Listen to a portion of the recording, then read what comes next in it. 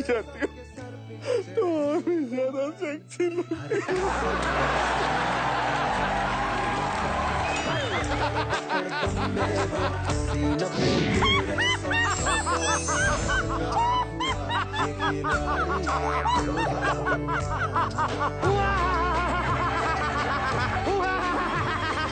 मैं 3 जून 1981 को ये देखो उबासी ले रही है सामने बैठी हुई एक महिला। ये आपकी क्रिएटिव डायरेक्टर है। ये इंस्पायर कर रही है मुझे इस समय। ये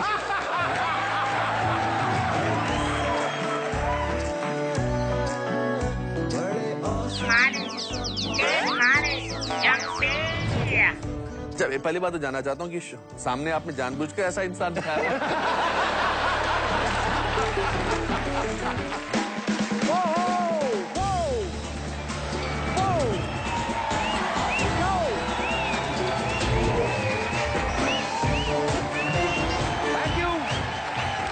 thank you so much. Welcome to comedy nights. आज हम अपना 99th एपिसोड मनाने जा रहे हैं। जोरदार तालियां सिद्धू बाजी के लिए। पाजी एक बात बताओ, आपने इतना क्रिकेट खेला, इतनी सेंचुरीज मारी, जब आप 99 पे खेल रहे होते थे और सामने से वेस्ट इंडीज का कोई फास्ट सा बॉलर आ गया मुंह बना के जब ऐसे बॉल फेंकता था, आपको डर नहीं लगता था? क्या फीलिंग होती थी? अबे गुरु, वो लकड़ी के योद्धा होते हैं जिन्हें डर नहीं लगता। सांप सीढ़ी का खेल भी कोई खेल रहा हो ना, तो जब 99 पे जाता है तो उसकी टाई टाई फिश हो जाती है। वो बैठा रहता है वो। हाँ करके। लेकिन बाजी क्रिकेट में और हमारी जिंदगी में इतना फर्क है कि हम लोग भी आज अपना 99th एपिसोड मना रहे हैं, लेकिन हमें डर नहीं है, बिकॉज जितना लोगों का प्यार मिल रहा है, मुझे लगता है कि आगे चल के हमारी नॉट आउट बहुत सारी सेंचुरीज होने वाली हैं। जोरदार तालियां कॉमेडी नाइट्स के लिए। बहुत सारे लोग पाजी हमें चिट्ठियां लिखते हैं, मैसेजेस करते हैं, लेकिन हम लोग कभी रिप्लाई नहीं कर पाते। लेकिन आज मैंने 99th एपिसोड के मौके पे कुछ एक दो मैसेजेस लोगों के निकाले हैं जो मैं आपको पढ़ के सुनाना चाहता हूं। एक लड़की ने लिखा है कि Kapil, you are very handsome, thank you so much, but your 5 is late actually. Manju. एक भाई साहब ने तो सीधी रिश्तेदारी निकाली हुई है। ये लिखते हैं कि कपिल जी, शायद आप जानते नहीं कि हम रिश्तेदार हैं। अच्छा, रिश्तेदार कैसे हुए ये भी सुन लीजिए। आपकी बीवी का मुंह आप कहते हैं कि केतली जैसा है, मेरी वाली का कप जैसा है। तो हुए ना हम रिश्तेदार।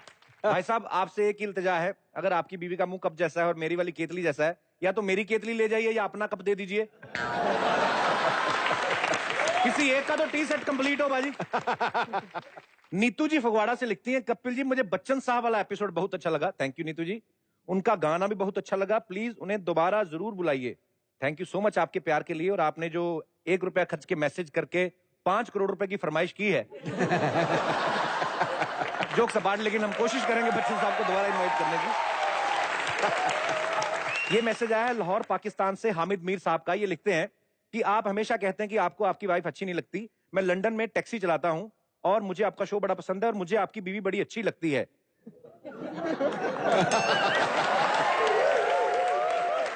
तो भाई साहब, आप टैक्सी चलाते हैं, आपको तो मेरी बीवी अच्छी लगेगी, उसका खुद का मुंह जो ऑटो जैसा है। तो आप मेरी बीवी को मुझे हैंडल करने दीजिए। शुक्रिया आपके प्यार का, थैंक यू सो मच। अच्छा पाजी, जितना लोग इस शो को प्यार करते हैं, हमें भी चाहिए ना कि अच्छे अच्छे एपिसोड दें। और मेरी दादी देख लो आप, जब देखो टुन होके पड़ी रहती है। लेकिन हमने पाजी एक प्लान बनाया है। क्या? उसकी शराब छुड़ाएंगे, देखना। उसके बाद अगर पी गई, मेरा नाम बदल देना। आपने कभी जिंदा आदमी को स्वर्ग या नर्क जाते हुए देखा है? हाँ। आज देखेंगे आप, अभी लो।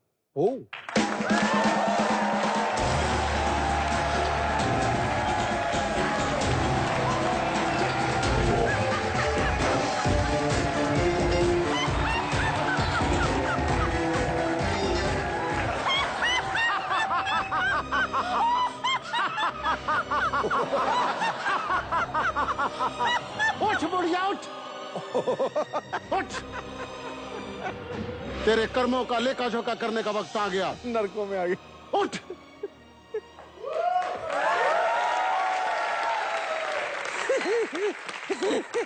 चिक्की, आज तक मैंने कोई कर्म ही नहीं किए तो लेखा जोखा कैसा? बाय द वे, आप कौन है? Fancy dress competition? मूर्ख स्त्री, हम यम कुमार हैं। अच्छा, दिलीप कुमार, मनोज कुमार सुना था। Who is this यम कुमार?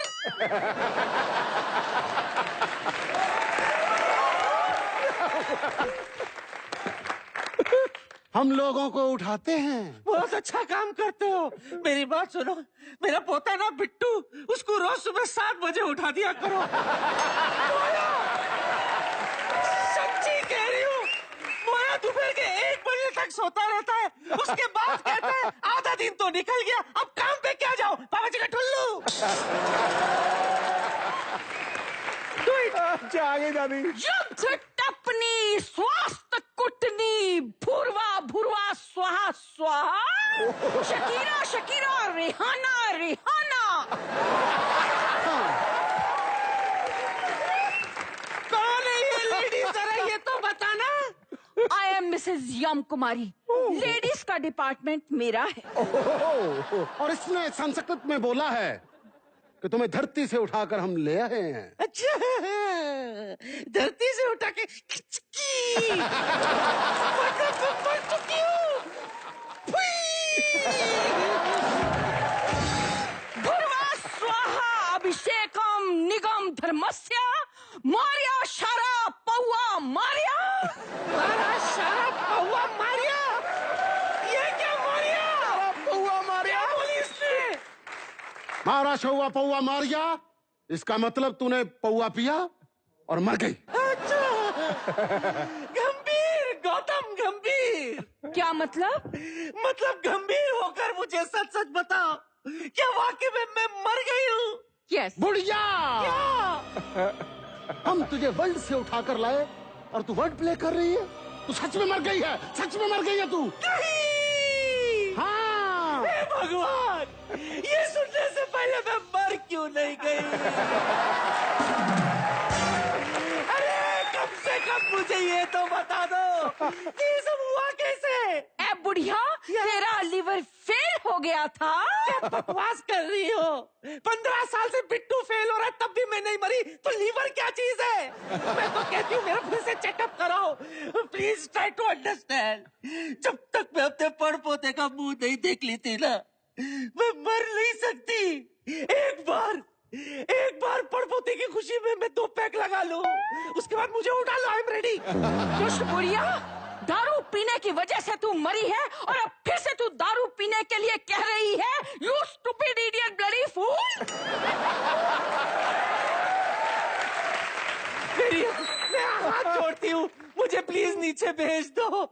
ये बुढ़िया तुम लोगों के आगे रहम की दुआ मांगती है, ज्यादा नहीं कर सकती। मांगती है। ये फैमिली ऊपर हो या नीचे, मांगने से बाज नहीं आती। मैंने कहा जी डार्लिंग। जी जी स्वीट हार्ट। मित्र गुप्त को बुलाइए, वही करेंगे इसका हिसाब। ठीक है। ना अद, ना अक, ना होशियार। अब आते हैं मित्र।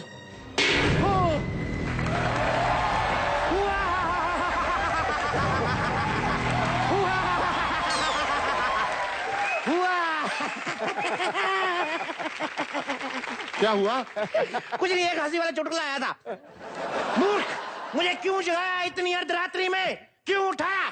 अरे हमने तो आपको निद्रा से उठाया है, इस बुढ़िया को तो हम धरती से उठा कर लाए हैं। अच्छा, तो इसका हिसाब किताब करना पड़ेगा। मित्रगुप्त, इसके कर्मों का हिसाब लगा के बताओ कि इसे नर्क में जाना के स्वर्ग में। अभी लो।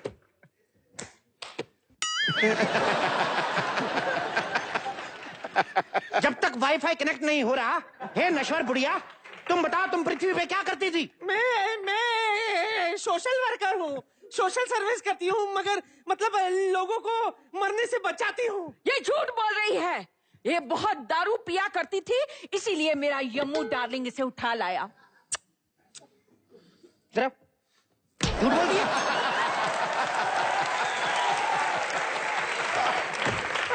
दारू पीती है, बोल दिया सोशल वर्क करती हूँ, झूठ बोल दिया। मैं समझाती हूँ सर, दरअसल क्या है ना, धरती पर लोग इतनी शराब पीते कि अपनी घर बर्बाद कर देते हैं। मैंने भी वचन लिए कि मैं शराब पी पी कर शराब खत्म कर दूंगी, ताकि किसी का घर बर्बाद ही ना हो।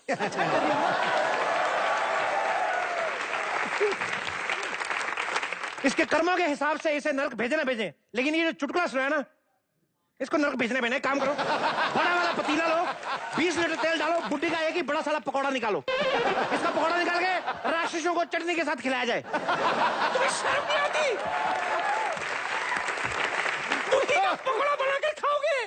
मित्रगुप्त, इसका पकौड़ा न निकालो। ये बुड्ढी जो है ना तेल बहुत पिएगी। मैं तो कहता हूं इसको 1000 कोड़ा मारकर हाथी के पैर के नीचे दे दो। नहीं नहीं नहीं नहीं, ये गलत हो जाएगा। मैं ये काम करता हूँ, पहले हाथी के पैर के नीचे दे दो, उसके बाद 1000 कोड़े मारो, फटक फटक फटक। बाद में इसे नर्क में भेज दिया जाएगा। अरे अगर नर्क भेजना ही है तो सीधे भेजो ना, मारपीट क्यों कर रहे हो? अच्छा, हम अपनी विनाशना निकाले हैं। हाँ मित्रगुप्त, जल्दी से इसके कर्मों की सजा दो यार, बड़े लोग लाइन में खड़े हैं, जल्दी करो। अच्छा, बड़े लोग बाहर खड़े हैं। मैं जाकर देखती हूँ, शायद कहीं पे अपना टांका फिट हो जाए। I am just coming Mitragupta darling. अपना ख्याल रखना। एक मिनट, वाईफाई कनेक्ट हो गया, अभी इसका डाटा अपडेट हो जाएगा। यार बेटा, मेरी रक्षा कर। गुड़िया, तू चोर भी है क्या? हाँ, 14 जनवरी की रात तूने अपने पोते की पॉकेट से 70 रुपए निकाल के बियर पी। बस, क्या मेरी यही गुनाह है?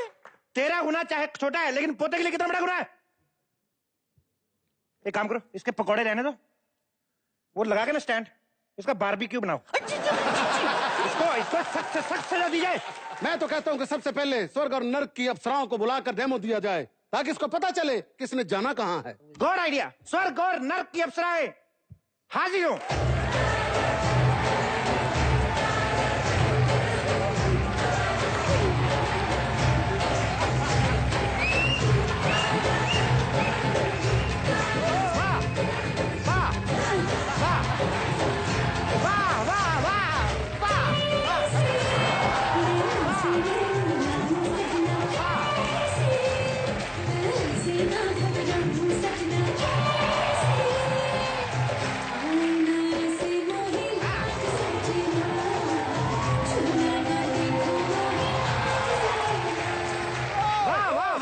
गंदा डांस किया। ये कौन है? अरे कौन क्या है? स्वर्ग से आई हूँ, स्वर्ग की अप्सरा हूँ। है? इनकी अगर अप्सरा ऐसी है तो चुड़ैल कैसे होगी? हे मूर्ख बुढ़िया, उसकी शक्ल में मत जाओ, वो स्वर्ग की अप्सरा है, ये नर्क की अप्सरा है।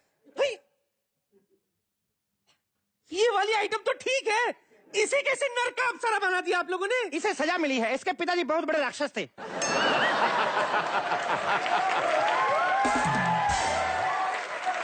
पता नहीं क्यों मुझे ऐसे लग रहा है जैसे मैं जान पहचान वालों के बीच में हूँ। वो इसलिए शरीर अमर होता है और आत्मा बदलती रहती है। नहीं, आपसे गलत फहमी हो गई है।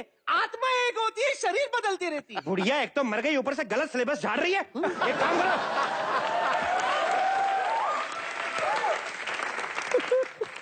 कोड़े 2000 कर दो, हाथी 3 कर दो।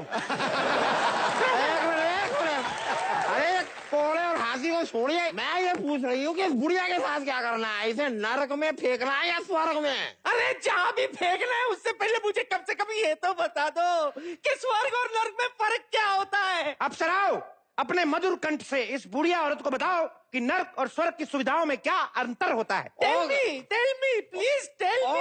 ओके, फर्स्ट लेट मी विस्तार। देखिए, स्वर्ग में जो है, सबसे पहले आपको ब्रेकफास्ट में 2 गरम पराठे दिए जाएंगे विद नाइस फ्रेश मक्खन। उसके साथ में आपको मिलेगा दूध और जलेबी, साथ में आम का रस, अमरूद का रस, अनार का रस, रसमलाई। बस आपका अपना रस बाहर आ रहा है। आने दीजिए, चलेगा। मैं स्वर्ग में ही रहूंगी। I am ready, take me there. लेकिन पहले नर्क के फैसिलिटीज के बारे में तो सुन लीजिए। ठीक है, तू भी बोल दे। वहाँ 3 टाइम खाने के साथ दारू फ्री है और चखने में 17 टाइप के पकवान। जब मर्जी सो जाइए, जब मर्जी उठ जाइए। हट रे। पहला वाला कैंसल, मैं नर्क चलूंगी, टेक मी। देखो पागल बुढ़िया, अगर एड अच्छी हो तो इसका मतलब ये नहीं कि प्रोडक्ट भी अच्छा होगा। नर्क में आपको डेली खाली पेट 500 कोड़े खाने पड़ेंगे। अरे कमबख्त हो, तुम लोगों की क्रिएटिविटी क्या कोड़ों पे आके आ सकती है? अरे कोई और ऊपर तो बताओ मुझे। बहुत जुबान चलती है तेरी बुढ़िया, कोड़े 4000 कर दिए जाएं। क्यों बे? तुझे कोड़ों के सप्लाई में क्या कमीशन मिलता है? यम कुमार सुनो, मुंबई में एक बड़ा ही खूबसूरत हैंडसम लड़का है, बिट्टू शर्मा। उसको उठा के लाना है? नहीं, उसके घर में आजकल एक बड़ा ढीठ बुड्ढा आया हुआ है, उसको उठा के लेके आओ। उनका टाइम नहीं आया है अभी। मित्रगुप्त मैं हूं कि तुम हो?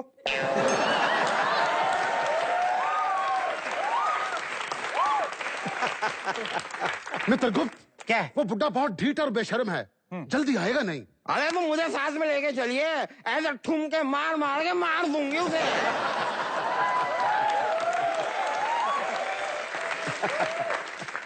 उसको जान से मारना है, उसकी सारी नस्ल तबाह नहीं करनी। चल अब। अरे चलो आओ, लेकर आ जाओ उसे।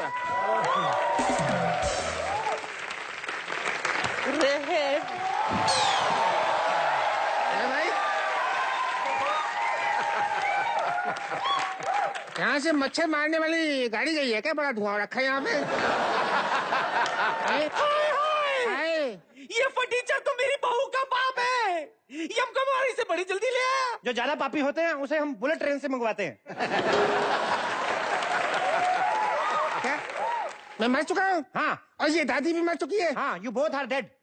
लेकिन मैं मर कैसे गया? ना तो मुझे कहीं दर्द हुआ, ना मेरे को कहीं गैस हुई, ऐसे कैसे मर गया? देखो, जैसे कुछ लोग कॉलेज नहीं जा सकते, वो कॉरेस्पॉन्डेंट बीए करते हैं, तो वैसे ही हम कुछ लोगों को कॉरेस्पॉन्डेंट डेथ देते हैं विदाउट पेन। अच्छा अच्छा अच्छा। हे भगवान!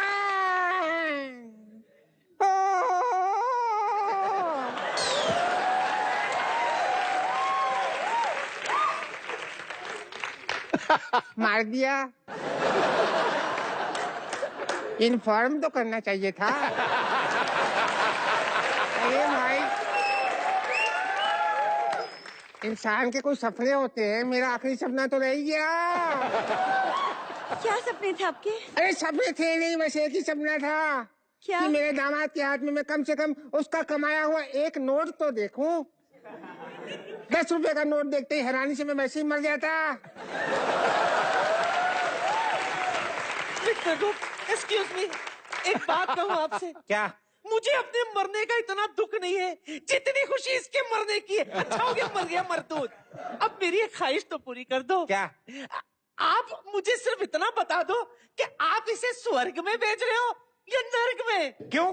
क्योंकि अगर ये स्वर्ग जा रहा है तो मैं नर्क में ही ठीक हूँ। हाँ हाँ, अब मेरे को स्वर्ग ही बेटर है। स्वर्ग ही दे दो, क्योंकि नरक में तो मैं इनके घर पे रह के आऊँ ना भी एक हफ्ता। आपका नरक स्वर्ग जो भी हो, इनके घर से तो बेटर ही होगा। हराम कहीं का। ए बढ़िया, तुम्हारी कोई आखिरी इच्छा है? 1 मिनट। क्या? आखिरी इच्छा तो मैंने फिल्मों में देखा है, मरने से पहले पूछी जाती है, और अब कैसे? मरने के बाद कैसे? हमारा अपना आइडिया है, तेरे को क्या लेना देना? मेरी आखिरी इच्छा है कि कोड़े मारने से पहले मेरी पीठ पे तकिया बांध दिया जाए। बढ़िया, चलाकी मारती है, हैं? ये चलाकी मारती है। हट, तेरी कोई आखिरी इच्छा? मैं बुढ़िया की तरह चलाकी नहीं मारता। एक काम करो, तकिया मत बांधो, बुढ़िया को मेरे पीछे बांध दो। इच्छा कैंसल। अब तकिया मत बांधिए। एक काम कीजिए, मुझे 5 मिनट के लिए धरती पर भेज दीजिए प्लीज। हम यहाँ स्वर्ग नरक चलाते हैं, हमने ट्रैवल एजेंसी नहीं खोली है बुढ़िया। ठीक बात है भाई, ऐसे कैसे? ठीक बात। अगर ये बात है, हाय हाय, तो मेरे 1.5 करोड़ रुपए तो ऐसे ही जाया हो जाएगा जो इतने सालों से मैंने जमा किए थे। क्या इसके पास 1.5 करोड़ रुपए हैं? 1.5 करोड़? 150 करोड़ रुपए हैं? ये देखो, गांव बसानी भिखारी पहले आ गए। पोता जब नीचे है तो उसको क्यों नहीं दिया तुमने? तुम्हारे जब समझी नीचे है तो उसको भी बताना चाहिए। थप्पड़ मारूंगा तेरे बकवास करता है। अब तो वो किसी को नहीं मिलेगा। वो इसलिए क्योंकि वो पैसे मैंने किचन में छुपाए थे और किसी को नहीं मिलने वाला। 1 मिनट, हट जाओ। ए लेडीज,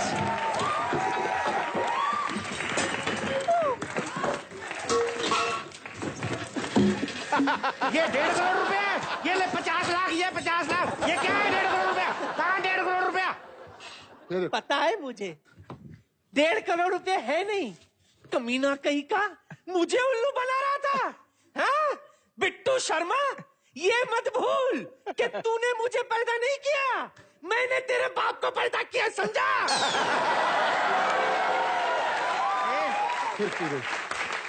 जिस तरह लातों के भूत बातों से नहीं मानते, उसी तरह से थप्पड़ों वाली चुड़ैल जो है वो थप्पड़ों के बिना नहीं मानती। हाँ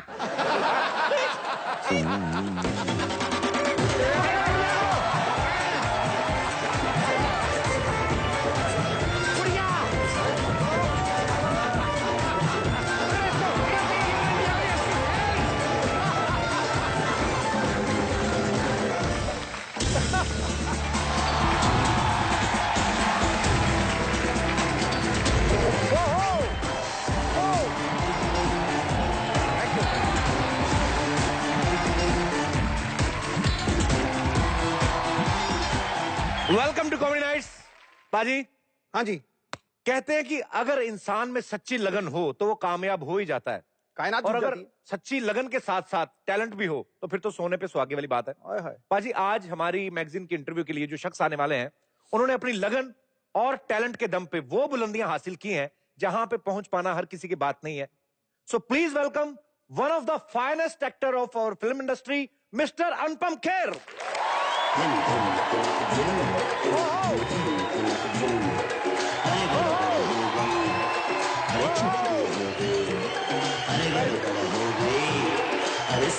जोरदार तालियां अनुपम सर के लिए।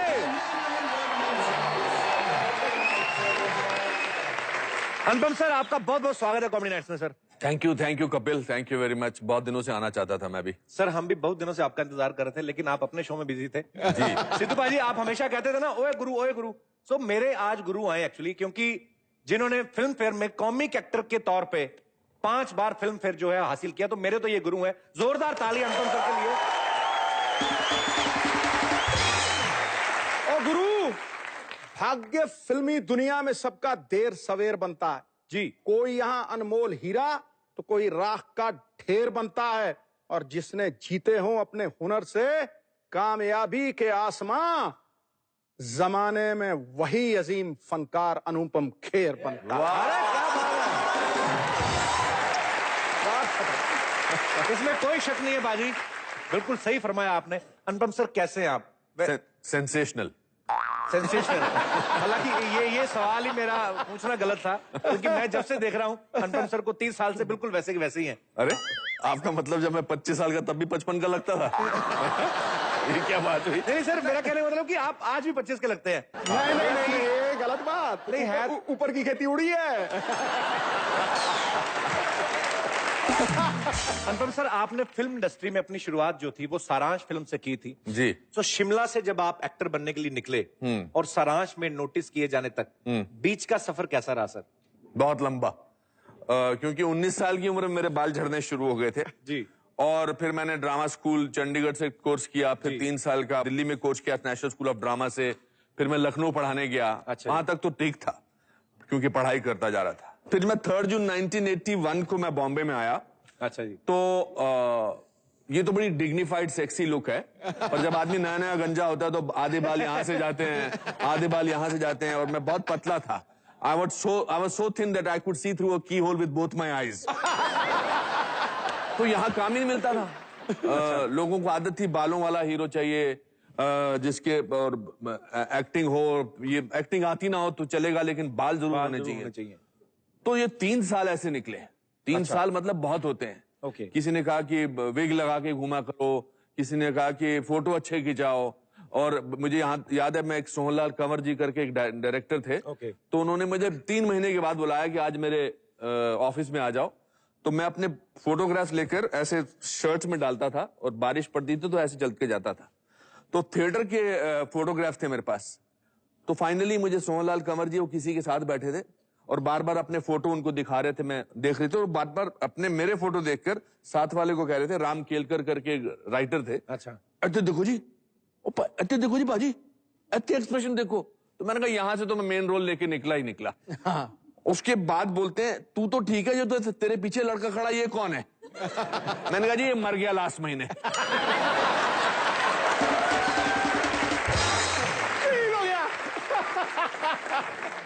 तो बहुत ही कठिन था वैसे बेसिकली, पर मेरा एक कमाल की बात ये थी कि मेरा पहला एड्रेस वो बहुत जबरदस्त था।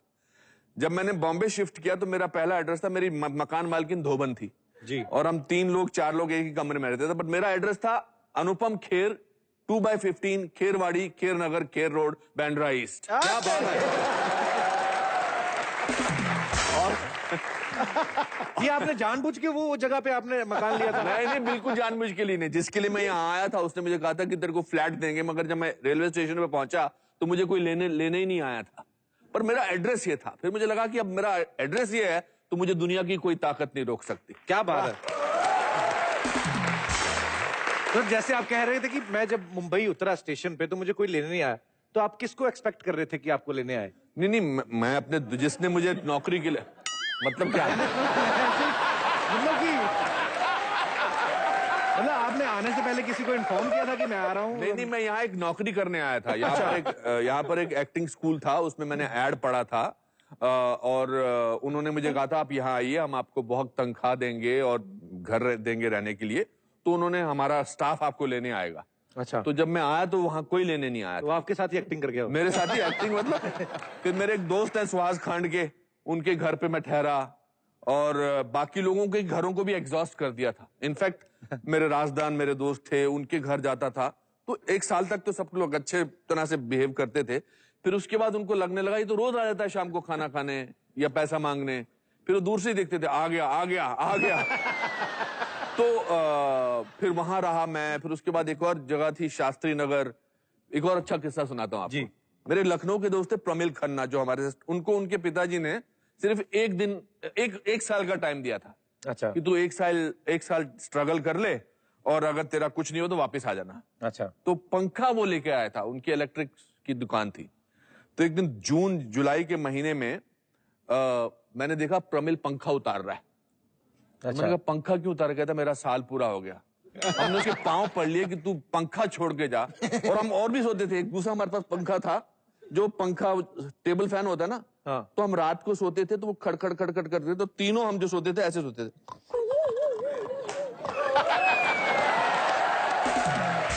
हमको प्रैक्टिस हो गई। आई थिंक ये किस्से याद रखने से आपकी जिंदगी के जो दुख हैं, जो गम हैं, जी, थोड़े कम हो जाते हैं। जी जी बिल्कुल। ऊपर टेरेस पे सोते थे तो बारिश आ जाती थी, तो सीढ़ी पे सोते थे, तो सीढ़ी पे ऐसे करके सोना सीख लिया था। मतलब वर्सेटाइल शुरू से रहे हैं आप? बचपन से। अच्छा सर, आजकल तो इतने सारे चैनल्स हो गए हैं, रियलिटी शोज हो गए हैं, बड़े सारे लोगों को मौका मिल जाता है कि आप जाके अपना ऑडिशन दे दीजिए या किसी रियलिटी शो में पार्टिसिपेट कर लीजिए। उस समय आपके लिए बहुत ज्यादा डिफिकल्ट था सर। और हमने कहीं पे ये भी सुना है, आपके इंटरव्यू में सुना था कि सारांश फिल्म में जब आपने फादर का किरदार निभाया था, उस समय अनुपम खेर सर की उम्र सिर्फ 28 साल थी जी। तो 65 साल के आदमी का किरदार निभाया। लेकिन वो फिल्म पहले आपको दे दी गई, बाद में कुछ फिर गड़बड़ हो गया था, कुछ तो हुआ था। वो बड़ा लेजेंडरी किस्सा है कि भट्ट साहब ने मुझे वो फिल्म दे दी जी।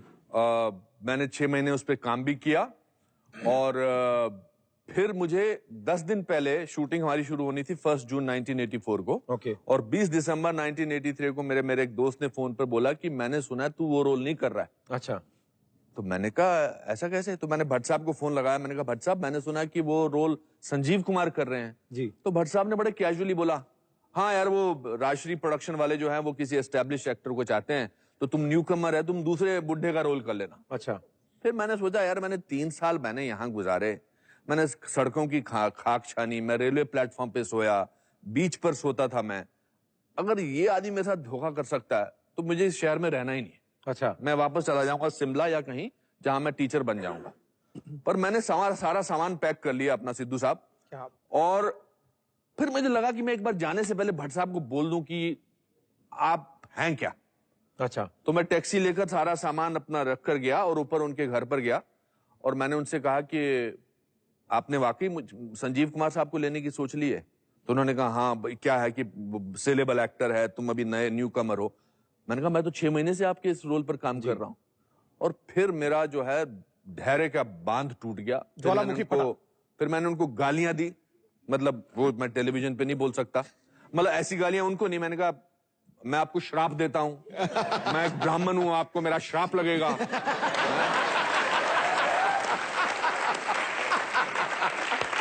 आप एक फ्रॉड हैं, आप एक चीट हैं, आप पिछले 6 महीने से मुझे बोल रहे हैं कि मैं, और मैंने मेरा क्या होता था, जैसे मुझे छोटा रोल मिलता था मैं सबको बोलता था मिल गया मिल गया मिल गया, क्योंकि घर वाले परेशान करते थे ना, कुछ हुआ तेरा कुछ हुआ तेरा।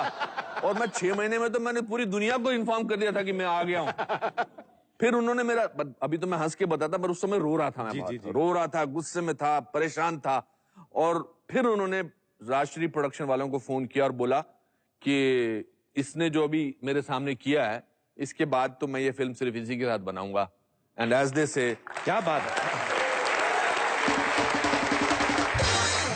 इनफैक्ट सारांश में एक बड़ा लेजेंडरी सीन है जिसमें मैं अपने बेटे की अस्थियां लेने जाता हूं। जी। तो मुझसे बहुत सारे लोग बोलते हैं, हाँ सर, मतलब उस समय तो आपकी शादी भी नहीं हुई थी और हाँ। ये सब एक्सपीरियंस नहीं थे आपको? नहीं था कि बेटा मर गया है और अमेरिका में मर गया है, 25-30 साल का बेटा है।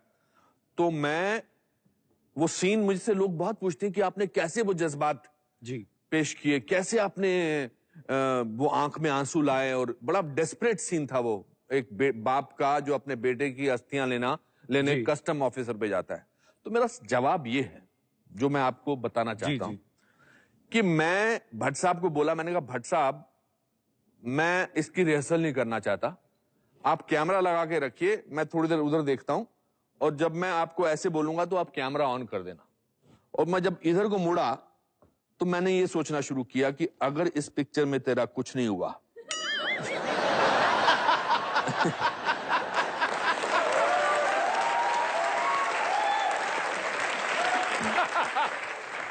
अगर इस पिक्चर में तेरा कुछ नहीं हुआ, अगर तेरे को इस पिक्चर से निकलते निकलते वापस बच गया, तो तुझे वापस शिमला रहना पड़ेगा, तू बर्बाद हो जाएगा, तेरी सारी ट्रेनिंग।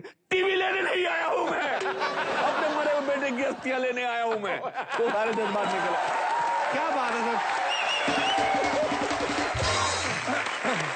ये जो एक्टर बनना चाहते हैं, जो इंडस्ट्री में स्ट्रगल कर रहे हैं, उनके लिए एक सम टिप्स हैं कि मिसाल अगर आपको इमोशनल होना है तो ऐसी चीजों से, जो भाई अगर कुछ नहीं हो तो बेड़ा ही गर्क हो जाएगा, हो जाए इमोशनल जितना हो सकते हो, ऐसा सीन करना हो। तो thank you so much sir, ये हमें हमारे साथ शेयर करने के लिए।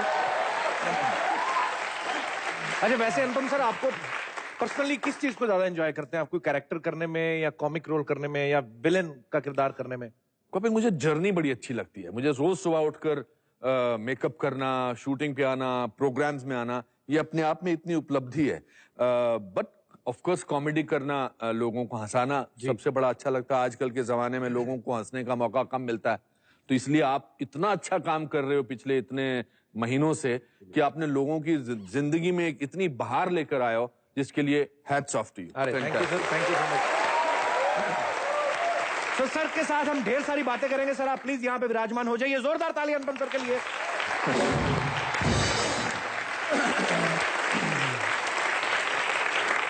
सर, जब आप 28 साल के थे तब आपने 65 साल के आदमी का किरदार किया। जी। जब आप कल को 65 साल के हो जाएंगे जी, तो आपको 28 साल के लड़के का किरदार करने को मिले, हाँ, आपको लगता है वो पॉसिबल है? ऑफ कोर्स पॉसिबल है, कुछ भी हो सकता है। कुछ भी हो सकता है। और अनुपम सर जैसे एक्टर हो फिर तो हो ही सकता है। और आजकल की दुनिया में तो सब कुछ पॉसिबल है। आजकल बहुत सारे हीरो जो हैं वो अपना वीएफएक्स में सब निकाल देते हैं ना, झुर्रियां बुरियां जितनी भी। तो मेरे झुर्रियां आने में भी 50 साल बाकी हैं यार।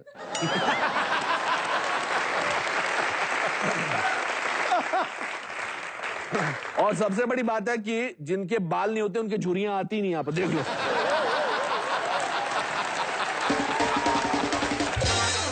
मैंने तो बॉल्ड वालों की एक वो भी लिखी है, नेशनल एंथम।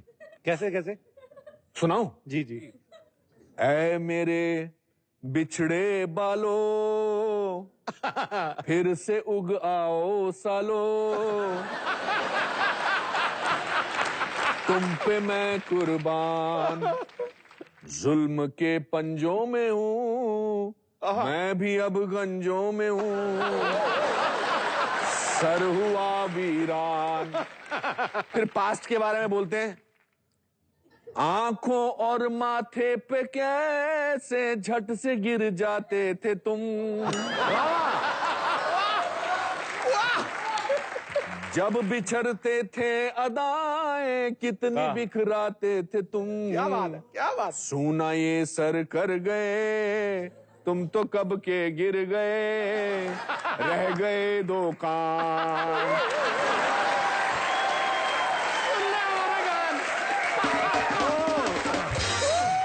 और सर जैसे आपने इतने सारे यादगारी कैरेक्टर्स किए हैं, मुझे कई साल तक यही लगता रहा कि इनका नाम डॉक्टर डैंग है। क्योंकि मन में बैठ जाती ना चीजें, आप इतनी कन्विक्शन के साथ उस कैरेक्टर को करते हो। लेकिन सर उस फिल्म में आपके सामने दिलीप साहब जैसे लेजेंड भी थे, तो जब आपको ये रोल ऑफर हुआ तो आपकी मनोदशा क्या थी? आपको खुशी हुई या आपको डर भी था कि नहीं यार दिलीप साहब इतने मंजे हुए एक्टर हैं, पुराने एक्टर हैं? दिलीप साहब के साथ मुझे काम करने का मौका मिला था, मैं तो पागल हो गया था। मैं तो खुशी के मारे मैंने लगा था, तो जब पहला सीन था जिसमें वो थप्पड़ मारने वाला सीन था, तो मैं दिलीप साहब को ही देखता जा रहा था। तो मुझे सुभाष जी कहता, तू विलन है मेरी फिल्म का, इनका भक्त नहीं है। मैंने कहा भक्त तो मैं हूं, but it was the most amazing thing. और उस फिल्म का जब मुहूर्त हुआ था तो वो एस्टेब्लिश कर गया था कि मुझे कि अब तो मैं पहुंच गया हूं, क्योंकि उसके मुहूर्त में दिलीप साहब थे, अनिल था, जैकी श्रॉफ थे, नसीरुद्दीन शाह थे, नूतन जी थी, श्रीदेवी थी, पूनम ढिल्लन थी, और बीच में मैं खड़ा था। तो I think that was the most amazing. अच्छा, जितने भी आप कैरेक्टर्स करते हैं, जैसे आपने एक मेजर लाठी का कैरेक्टर किया था शोला और शबनम में, ऐसे मेजर हमने पूरे वर्ल्ड में कहीं नहीं देखे। और इतने मजेदार, मुझे वो सीन नहीं भूलते हैं सर, कि कैसे उसमें ये श्रीदेवी जी के फैन होते हैं और रेडियो सुनते हैं, फिर अपनी मूछें कटवा लेते हैं। मूछें सबसे ज्यादा प्यार होता है। सर आप किसी को ऑब्जर्व करते हैं कि आपकी अपनी ये क्रिएशन होती है? ये मेरे जो घर वाले थे, मतलब जो मेरे चाचा ताया, वो सब बड़े फनी लोग थे जी। मेरे एक चाचा जी थे, पंडित द्वारकानाथ जी, जिन्होंने चार्ली चैपलिन मूछें कटवाई थी। उनका नाड़ा हमेशा उनके घुटने से नीचे रहता था। अच्छा। और वो जब गुस्से हो जाते थे तो उनकी आंखें बंद हो जाती थी। अच्छा। तो उन्होंने मेरी चाची जो थी संतोषा, वो बड़ी चुलबुली और नटखट थी, तो वो खड़े होके जी उसको डांटते थे कश्मीरी में, कश्मीरी लोगों को। तो वो जब वो डांटते थे, आंख बंद करती थी ना, तो वो उनकी आई साइड से इधर चली जाती थी। अच्छा। तो उनका क्या होता था, क्या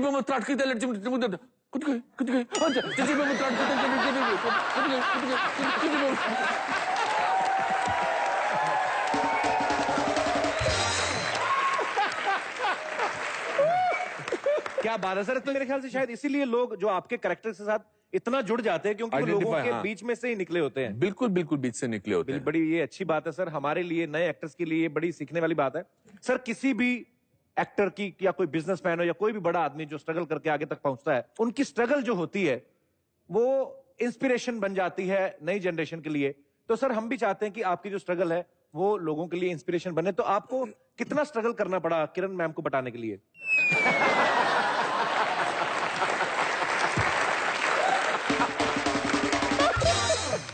मेरी वो दोस्त थी बहुत अच्छी। अच्छा जी। जब मैं चंडीगढ़ गया था तो वो तो आपने दोस्ती की आड़ में ये सब किया? नहीं, बहुत साल लग गए। अच्छा। बहुत साल लगे, बीच में बहुत साल हो गए, बट हमारी दोस्ती बरकरार रही। अभी जो भी कुछ होता रहता, झगड़े वगड़े जो भी होते हैं, मगर दोस्ती बरकरार है। उनको पढ़ाना इतना आसान नहीं था। बहुत सारे, वो तो सतीश कौशिक एक प्ले में काम कर रहे थे, तो उनकी पथरी हो गई, तो वो पथरी, वो उससे वजह फिर मैं उस प्ले में आ गया। तो भी आज भी बोलते हैं कि अगर मेरी पथरी ना होती ना, तो आज मैं तेरी जगह होता। मैं वो क्लिप दिखाना चाहता हूं आपको, वो जरा थोड़ा प्लीज प्ले कीजिएगा, जरा थोड़ी पुरानी यादें ताजा करते हैं। अनुपम जी, आपको पहली बार कहां मिले थे? मैं जानना चाहता हूं।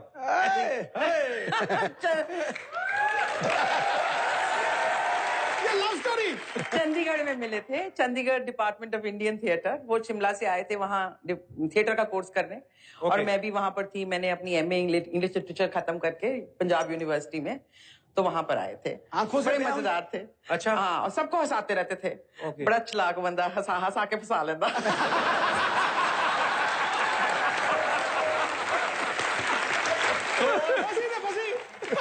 बेसिकली अनुपम जी शिमला से आए थे, तो शिमला में ज्यादातर मौसम ठंडा रहता है।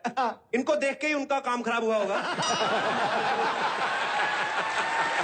नहीं, वो शिमला से गर्मा गर्म आया था।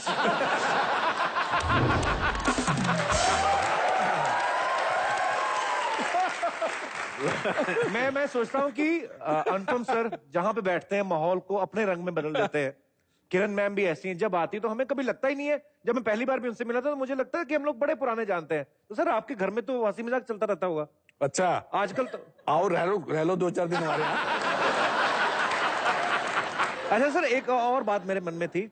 हर कोई लड़की चाहती है कि उसका जो बॉयफ्रेंड हो, या है ना, जिसको भी वो पसंद करें, ऐसे स्टाइलिश हो और शाहरुख जैसे डिम्पल पड़ते हो और ऋतिक जैसी बॉडी हो, तो किरण मैम का शुरू से टेस्ट डिफरेंट था। मतलब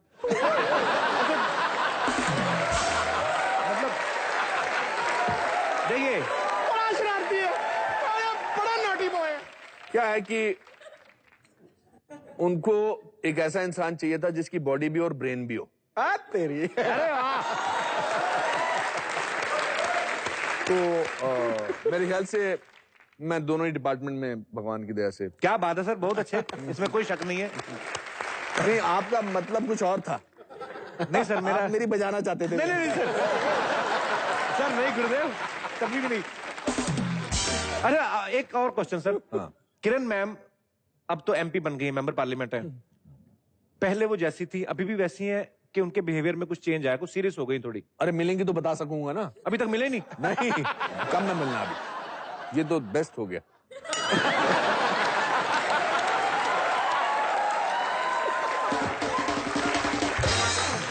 ये अच्छा है, अनुपम सर ने अपनी टेंशन मोदी साहब पे डाल दी।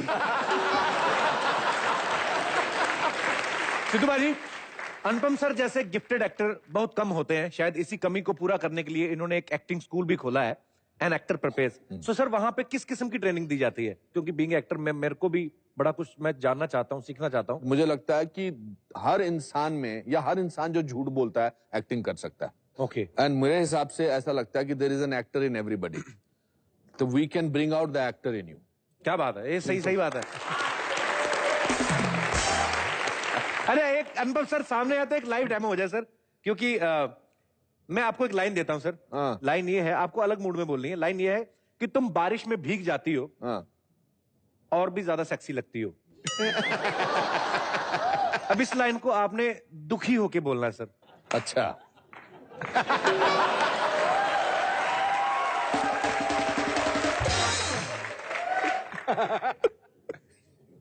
तू बारिश में भीग जाती हो तो और भी ज्यादा सेक्सी लगती है।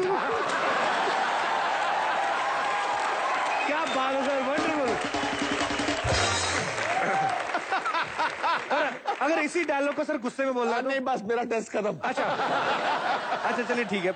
एक और चीज, बॉलीवुड के कुछ फेमस डायलॉग्स हैं, उनके अलग अलग मूड हैं। जैसे एक डायलॉग है, कुत्ते में तेरा खून पी जाऊंगा, लेकिन इसको रोमांटिक तरीके से बोलना है।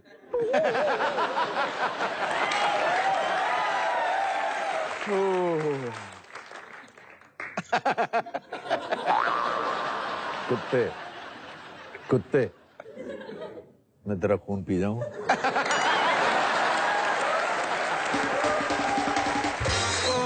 बस एक और सर प्लीज। ये और किसी के साथ हम कर ही नहीं सकते सर, और किसी में वो है नहीं। माँ मेरी नौकरी लग गई माँ, एक गुस्से में बोलना सर।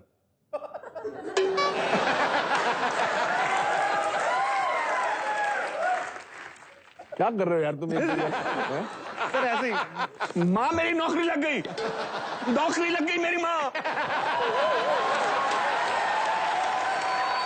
ओह जोरदार तालियां एक बार अनुपम सर के लिए। सर गुरुदेव, वो घबरा गया ना, वो जब आपने तीसरी बार की। सर जैसे मेरे मन में जितने सारे सवाल है, मैं जितनी बातें करना चाहता हूं, मैंने अनुपम सर से पहले कहा कि ये खत्म नहीं होने वाली है, क्योंकि मैं इनका फैन हूं। इनकी फिल्में देख देख के हमने इतना कुछ सीखा। मैं तो एक हफ्ता बैठा रहूं, मेरी बातें नहीं खत्म होगी। लेकिन हम अपने गेस्ट को भी मौका देना चाहते हैं, जो स्पेशली आपसे मिलना चाहते हैं, आपसे बातें करना चाहते हैं। सो आप एक एक करके अनुपम सर से बात कर सकते हैं। सबसे पहले कौन आ रहे हैं? जी Hello, Sidhu sir. Hello. Hello, Kapil sir. Hi. You're damn cute, sir. Wow really, thank you. Anupam sir, you're cute too. अच्छा, he is damn cute and I'm cute too. So before you ask You're the question, intense cute. He's no, cute. before And you you ask the question, what is the difference between damn cute and cute too? नहीं उससे पहले वो damn cute, वो you too असी Gurudwara. You're cute.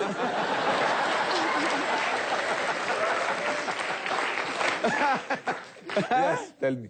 Sir हम आपके Bollywood movies के बहुत बड़े फैन हैं, और जैसा हम जानते हैं आप अपने आप को चैलेंज करना बहुत पसंद करते हैं, और आपने बहुत सारे लैंग्वेजेस में मूवीज की है, स्पेशली चाइनीज। उस मूवी के रिलेटेड आपके पास कोई एक्सपीरियंस है शेयर करने के लिए? चाइनीज मूवी भी की है सर आपने? एंगली साहब की फिल्म की थी, एंगली जिन्होंने लाइफ ऑफ पाई बनाई थी, ब्रोकबैक माउंटेन बनाई थी, उनकी मैंने एक फिल्म की थी लस्ट कॉशन, पर मुझे उस फिल्म में चाइनीज नहीं बोलनी थी। I was playing an Indian merchant. क्योंकि आपने लैंग्वेजेस की बात की कि मैंने हिंदुस्तान की तकरीबन सब लैंग्वेजेस में काम किया, तेलुगु, तमिल, मराठी, मलयालम, पंजाबी, इंग्लिश, हिंदी, इंग्लिश तो नहीं, हिंदी, सब लैंग्वेजेस में काम किया। क्या बात है।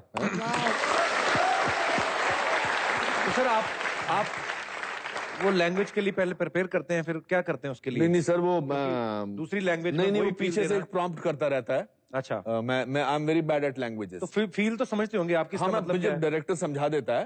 हालांकि एक डायरेक्टर मुझे मिले थे तेलुगु फिल्म के, बहुत बड़े डायरेक्टर थे। उन्होंने कहा था जी आप डायलॉग मत बोला करो, आप 1 2 3 4 बोल दिया करो। मैंने कहा मतलब? हाँ आप बोल दे, हम डबिंग करा लेंगे। 1 2 3 4 5 6 7 8 9 10 11 12 13 14 15 सही बात है। 21 22 23 ऐसा कुछ करते थे। So it was a great experience because I was working with a great director. Thank you ma'am. ये वैसे बड़ी मजेदार चीज है सर। जैसे अनुपम सर ने बताया, ये सही बात है, बड़े सारे लोग ऐसा करते भी हैं। और फील समझना भी जरूरी है सर, डायलॉग का क्या है। जैसे अगर किसी को तमिल में बोल देंगे आपको नाड़े के नहीं लड़ता, तो उसका मतलब ये होगा कि तुम्हारा बाप को गोली लग गई है। और फील समझना, एक्टर को जाकर खुशी में बोल दे नाड़े के नहीं लड़ता डिस्किल, तो प्रॉब्लम तो हो ही सकती है। अच्छा सवाल पूछा आपने, शुक्रिया शो में आने के लिए, धन्यवाद आपका जी। और कोई हमारे दोस्त जो अनुपम सर से बात करना चाहते हैं? Hello Kapil sir. Hi. Hello Anupam sir. नमस्ते पाजी। नमस्ते जी।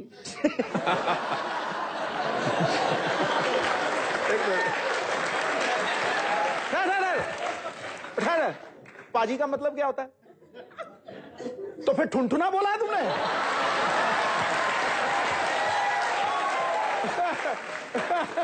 पाजी का मतलब होता है बड़े भाई को हम लोग पाजी बोलते हैं, जैसे बंगाली में दादा बोलते हैं। आप समझ गई ना? बोल हाय शेरी। सर आप भी मेरे बड़े भाई जैसे।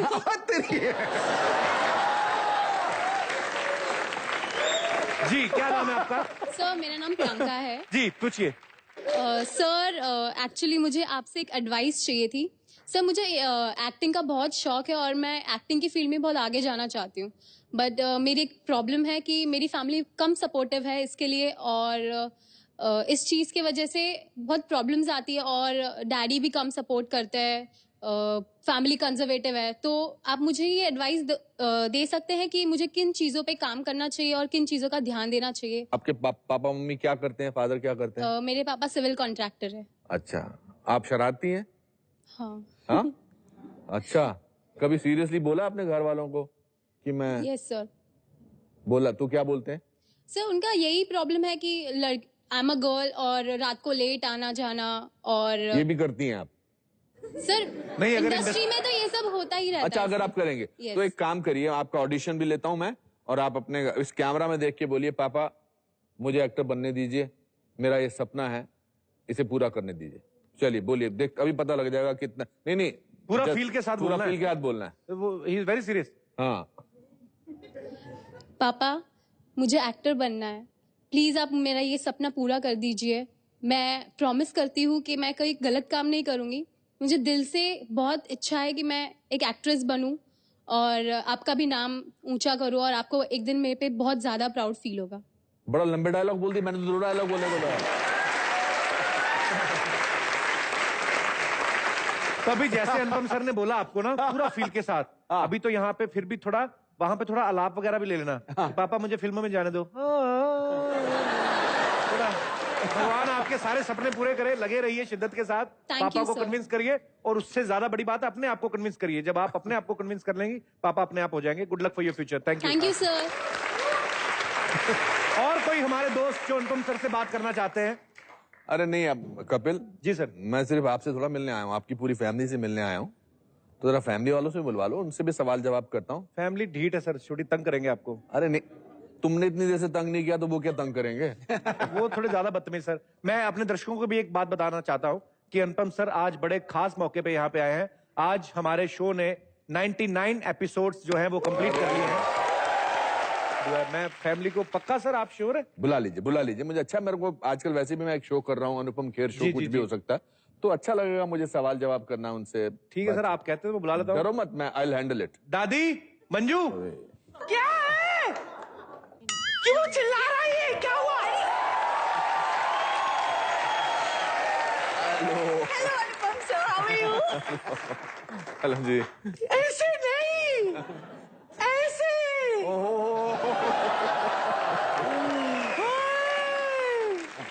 अनुपम आया है। दादी कंट्रोल। कैसे हो? मैं बहुत अच्छा, आप कैसी हैं? एक तो ये देखो कैसे लाल लाल कश्मीरी टमाटर की तरह लग रहे हैं।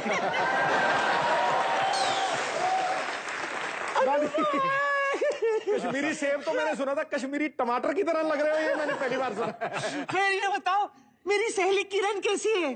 बहुत अच्छी है, आपको याद करती रहती है। सच? जी जी जी। दादी तेरी सहेली कैसे होगी किरण मैम? तेरी बेटी से भी 17 साल छोटी हैं वो। वैसे अनुपम सर, मैं आपकी बहुत बड़ी फैन हूँ। अभी जो फिल्म है ना डैडी, जब भी देखती हूँ मुझे मेरे पापा की याद आती है। अच्छा। It's fantastic. थैंक यू नहीं सर, याद नहीं आती इसको, ये सोचती कि काश मेरे डैडी भी ऐसे होते। इनके आप डैडी देखिए ना आप। तो इनके फादर कैसे हैं? आप खुद देख लो ना सर, अगर सिम कार्ड ऐसा तो मोबाइल कैसा होगा? आपको तो बस आप मेरा मजाक उड़ाइए सर। आपको इन्हें देखना चाहिए, जब दूसरी हीरोइंस आती है हमारे शो में कितना फ्लर्ट करते हैं उन सबके साथ, ऐसा? हर एक के साथ। अच्छा, मुझे आपसे पूछना है कि जब कोई हीरोइन यहाँ आती है तो उनके साथ फ्लर्ट करते हैं, आपको इनसिक्योरिटी होती है?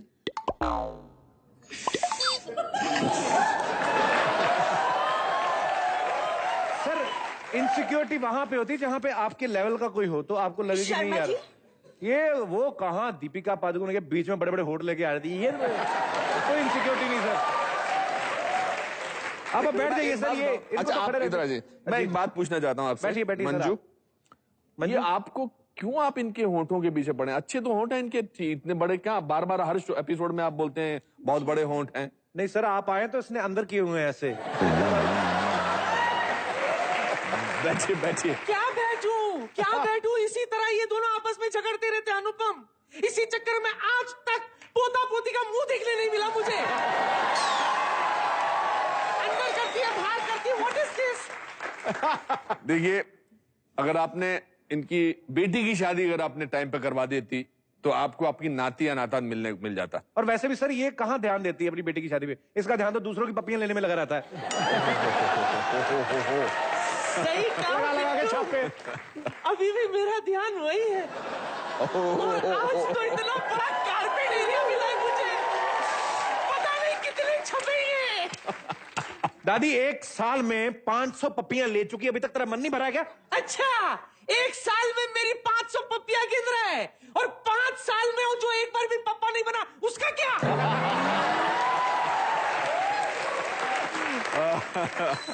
अच्छा, ये बताइए कि आपने किसी को पप्पी करने से छोड़ा नहीं है, मगर ऐसी कौन सी पप्पी है जो आपको आज तक याद है?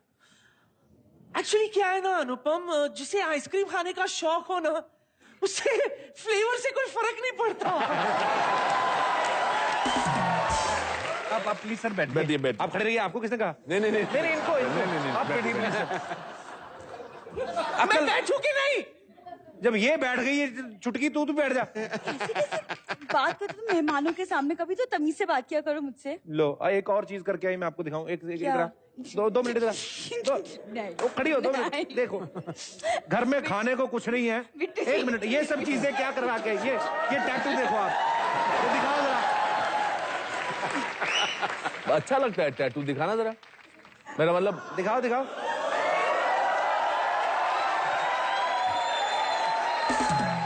अरे आपने शादी क्यों की इनसे यार, अगर सर, आपको इतना ज्यादा? सर मैं सो रहा था, मेरे को घोड़ी बिठा दी, मेरे को नहीं पता चला।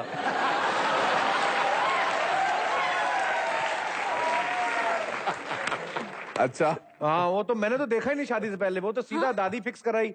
मैंने तो सीधा स्वागरात पे देखा, जब ये घूंघट उठाया मैंने समझ गया, मैंने कहा पैसे गए। और ये बड़ी अच्छी फैमिली से, इनके पिताजी जो हैं वो बहुत बड़े एक्टर हैं। हाँ। मतलब मैं आपको बता नहीं सकता सर, हॉलीवुड में बॉलीवुड में कोई इनके पिताजी जैसा है ही नहीं। जैसे गाड़ियां निकलती ना सिग्नल से, क्या एक्टिंग करते हैं गाड़ी के शीशे टका के ना।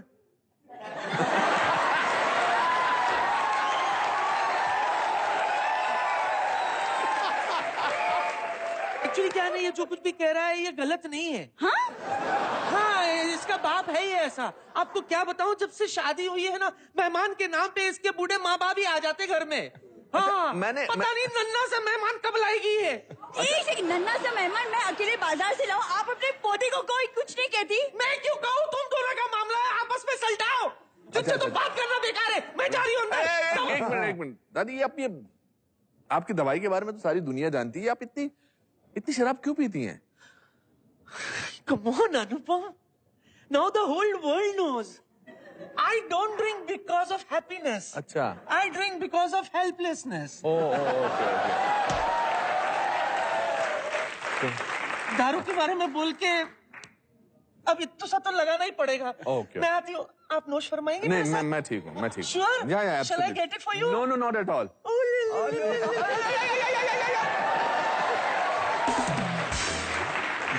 आप बैठिए सर, दादी तो पागल है। सर आप और कुछ पूछिए ना, बड़ा अच्छा लग रहा है। हाँ पूछिए ना। दीपिका पादुकोण आई है, इनकी 5 film back to back hit हुई हैं। आप सीधे सीधे बोल क्यों नहीं देते मुझे चले जाने के लिए? तो तुम सीधे सीधे समझ क्यों नहीं लेती कि दफा हो जाओ? नहीं, आप देखिए जरा, दादी ज्यादा तो नहीं पी रही, चलिए। हाँ सर। हाँ, thank you, nice meeting you. Yes sir.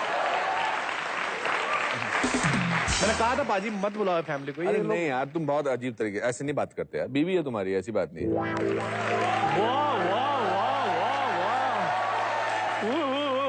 अनुभव सर आए। सर नमस्कार जी। नमस्कार।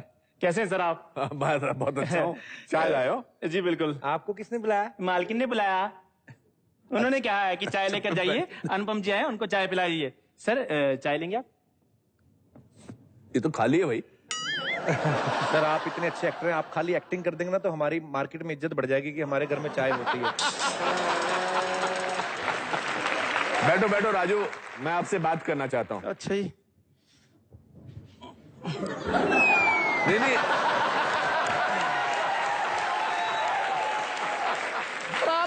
आप ऊपर बैठिए, साहब के साथ बैठिए। नहीं सर, मैं थोड़ा डाउन टू अर्थ हूँ। नहीं सर, एक्चुअली पता क्या है, इस घर में ना इज्जत हजम नहीं होती, इसलिए मैं नीचे ठीक हूँ। ग्रास रूटर जमीन से जुड़ा हुआ तुझे इज्जत दे रहे ना, वो तेरी पगार में से 200 रुपए काट देंगे। बैठ जा। पगार दोगे तो काटोगे, देते कब हो? आप ऊपर बैठिए, कोशिश करिए। ऐसा मुंह, इसका मुंह देखे सर आपने? गौर से देखिए आप। पहले मुंह ही देख लो आप सर, बाद में बातें करेंगे। कैसा है मेरा मुंह बताओ आज? ऐसे मुंह वाले बीकर होते हैं जिसमें साइंटिस्ट ना एक्सपेरिमेंट करते हैं। गलत केमिकल डाल दे, फट जाता है फिर। अच्छा, मैं आपसे एक बात पूछना चाहता हूँ।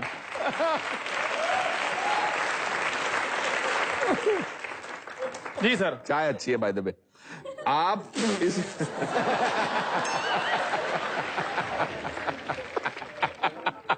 ध्यान से घर में सर। मैंने सुना आपको इस घर में खाने को नहीं मिलता है। खाने को सर गालियां मिलती हैं हमारे इधर।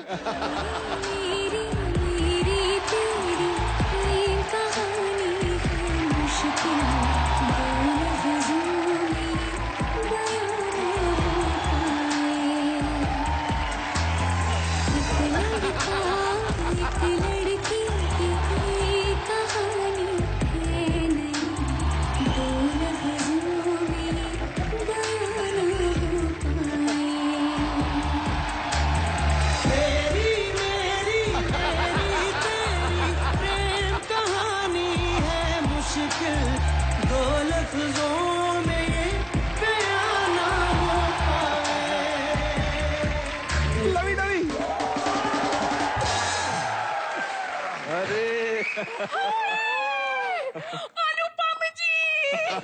कैसी हैं पिंकी जी आप? मैं कैसी हूँ?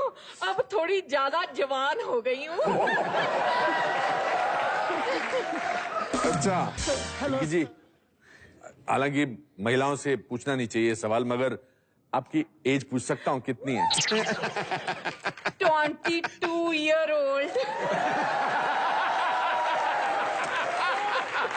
22 years old। यस। अच्छा, 25 साल से तो मैं आपको जानता हूँ। और ये 99th एपिसोड है आपका। जी सर, 1 साल हो गया तो कम से कम 23 साल की तो आप होंगी मिस, मेरे ख्याल से। एक्सक्यूज मी, ओके आप एक्टर हैं कि अकाउंटेंट हैं? प्यार से बात करनी चाहिए इनको मुझसे, ये तो हिसाब किताब में लग गए। I don't like this. अरे नहीं, आई एम सॉरी, ऐसा नहीं है बुआ जी, ऐसा नहीं है। अब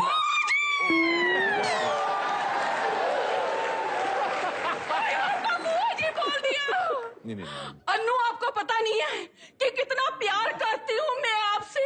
आपको पता है, आपको कोई कुछ भी कहता है ना तो मुझे कितना दुख होता है। फिल्म कर्मा में दिलीप कुमार साहब ने इनको यहाँ चाटा मारा, मेरे यहाँ दर्द हुई। दिलवाले दुल्हनिया में शाहरुख खान काजोल के पीछे पीछे ट्रेन में चढ़ गया, ये मुंह लटका कर वहीं देखते रहे, मुझे कितना दुख लगा पता है। मैंने सोचा पता नहीं इनका क्या हाल होगा, ठीक से ब्रश करते होंगे कि नहीं, मोजे पहनते होंगे कि नहीं, कुछ खाना वाला खाते होंगे कि नहीं। मैंने सोचा मैं ना आपके लिए आलू के पराठे बनाकर ले जाऊं और आपको अपने हाथ से खिलाऊं। और आप मुझे बुआ बुआ करे जा रहे हैं, देखो। किरण जी को पता चलेगा ना तेरे रातों का, तो तेरा भरता बनाएगी मार के, तेरा मुक्का तेरा पराठा तोड़ेगी आलू वाला। I don't mind you know, बस ये स्टफ्ड पराठा एक बार हाँ बोल दे।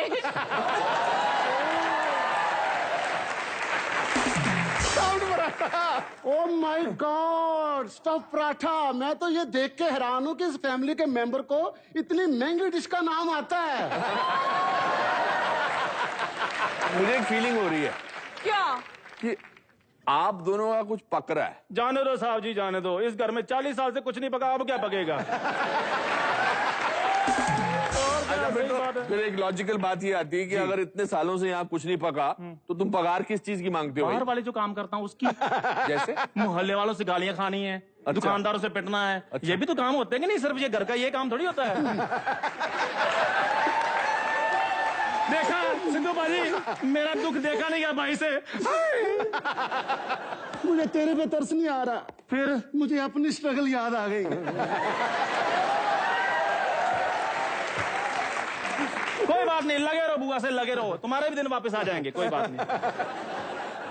अच्छा, एक बात पूछना चाहता हूँ पिंकी जी आपसे। पूछिए ना। एक शब्द में बताइए कि आपको कैसा लड़का चाहिए? एक शब्द में बताऊं कैसा लड़का चाहिए? जिंदा। ये लो।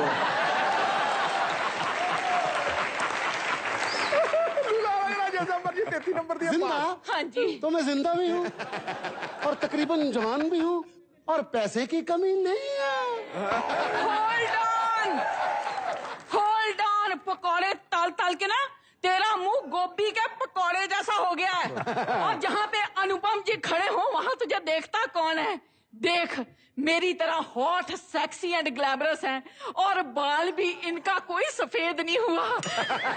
बिट्टू, क्या इनसे मेरी बात चला ले जल्दी। बात कुछ नहीं हो रही, लेकिन ये है कि तू बड़े रोमांस करने की कोशिश करती है ना सबके साथ। हाँ। ये है कि वो एक्टर अच्छे हैं। हाँ। कम से कम तेरे साथ रोमांस करने की एक्टिंग कर सकते हैं वो। वही करा दे। वो भी पता नहीं वो कर पाएंगे नहीं तेरे साथ। इनसे रोमांस करेंगी भाई? मुझसे ये सब कुछ नहीं देखा जाएगा। तू देख, बाद में मुझे बता देना। जा काम कर, मैं आया इसलिए हूँ यहाँ पे।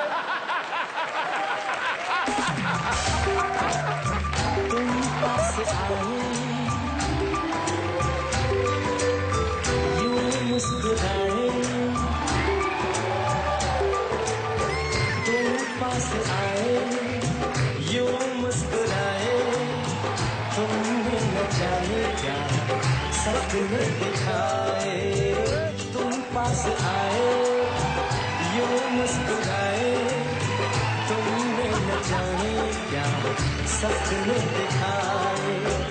अब तो मेरा दिल जागे न सोता है, क्या करूँ हाय कुछ कुछ होता है, क्या करूँ हाय कुछ कुछ होता है। एक बार अनुपम सर के लिए जोरदार तालियां।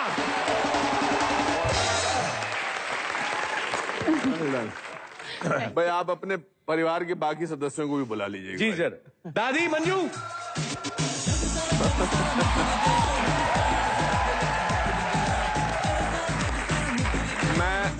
मैं ये बोलना चाहता हूँ कपिल, आपको और आप सबको, हम देश में अलग अलग काम करते हैं, अलग अलग भाषाओं के हैं, अलग अलग धर्मों के हैं, मगर एक चीज जो मुझे लगता है पिछले 99 एपिसोड से जो देश को एकत्रित किए हुए है, वो आपका ये शो।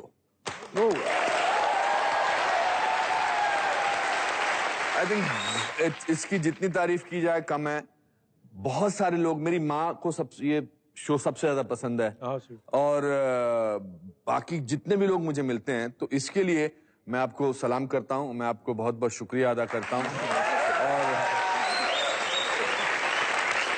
भगवान करे कि आप मुझे हर 199 299 शो में मुझे बुलाएं, और मैं ऐसे ही आप लोगों का जुड़ूं। बहुत अच्छा लगा मुझे आपसे। Thank you so much Anupam sir, और थैंक यू सो मच कि आप समय निकाल के कॉमेडी नाइट्स में आए। तहे दिल से शुक्रिया sir, thank you so much. Thank you. जोरदार तालियां एक बार अनुपम सर के लिए। और एक बात अनुपम, एक बात तो आपने नहीं कही। क्या? जो पिछले 99 एपिसोड से चलती आ रही है, जैसे शगुन की पप्पी। No no. और आज इतना कारपेट एरिया मुझे कहाँ मिलेगा? आज तो पप्पी बनती है। दादी बदतमीजी नहीं करनी। ओके हाजरीन, कहाँ सुनी माफ। आप अपने अपने घरों में ऐसे ही बैठ के हंसते मुस्कुराते रहिए और देखते रहिए कॉमेडी नाइट्स विद कपिल, हर शनिवार रविवार रात 10 बजे ओनली ऑन कलर्स।